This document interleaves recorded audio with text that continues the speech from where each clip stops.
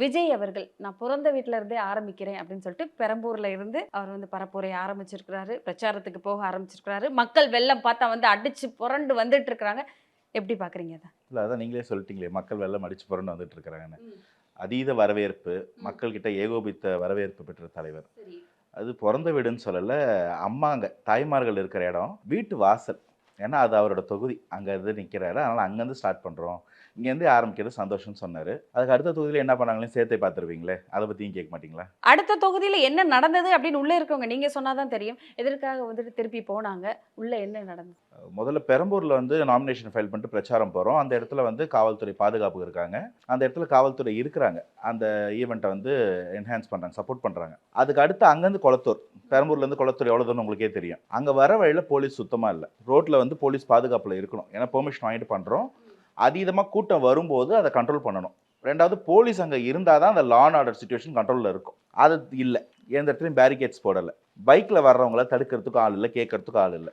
அதுக்கடுத்து கொளத்தூருக்குள்ளே வரும்போது கூட்டம் கட்டுக்கடங்களை காவல்துறை சுத்தமாக கண்ணில் படலை. அப்போ அந்த இடத்துல ஏதோ ஒன்று தப்பாக நடக்க வாய்ப்பு இருக்கிற மாதிரி ஒரு யோசனை வருது எங்களுக்கு. இல்ல எங்கேயாவது தகவல் வந்ததா? உளவுத்துறையில இருந்து தகவல் வந்ததா? உளவுத்துறை வேலை செஞ்சா ஏங்க தகவல் வராம இருக்க போகுது? உளவுத்துறை என்னைக்கு வேலை செஞ்சுன்னு சொல்லுங்க. காரணம் சொல்றேன், உளவுத்துறை என்னைக்கு வேலை செஞ்சுன்னு சொல்லுங்க.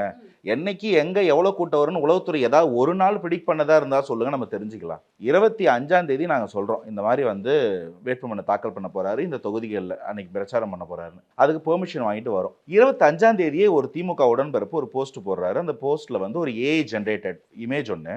அதுல கரூர்ல இருந்த மாதிரியே தாவேக்கா கொடி, நெஞ்சில குத்துற பேட்ஜஸ், குழந்தைகளுடைய செருப்பு, குழந்தைகளுடைய பால் டப்பா, இதெல்லாம் அங்க செதறி கிடக்கிற மாதிரி ஒரு கலவர பூமி மாதிரி ஒரு போஸ்டர் போட்டிருக்காங்க. விரைவில்னு போட்டிருக்காரு. இது முதல் வாட்டி இல்ல.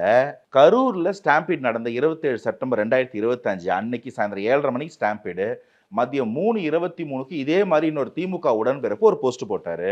அந்த போஸ்ட்லயும் மகாமகத்துல கும்பமேளால நடக்கிற மாதிரி ஒரு ஸ்டாம்பீடு விரைவில் தாவேகாவின் கூட்டத்தில் நடக்கும்னு ஒருத்தர் போட்டிருந்தார். 27ஆம் தேதி நடக்கிற ஸ்டாம்பீடு 26ஆம் தேதி நியூஸ் பேப்பர்கள்ல சொல்றாங்க ஏதோ சதி நடக்குது, அந்த இடத்துல என்னமோ பண்றாங்க, தாவேகா விஜயசேகரன் கூட்டத்தை கலைக்கிறதுக்கும் சீர்குலைக்கிறதுக்கும் ஏதோ நடக்குதுன்னு ஊடகமா அறிவிக்கிறாங்க. அந்த செய்தி இன்னும் இருக்கு. நான் சொல்ற 2 ட்வீட்டும் இன்னும் இருக்கு. அந்த ட்வீட்டை போட்டது ஏன் டிவிக்கு ஆளா இருக்க கூடாது? நான்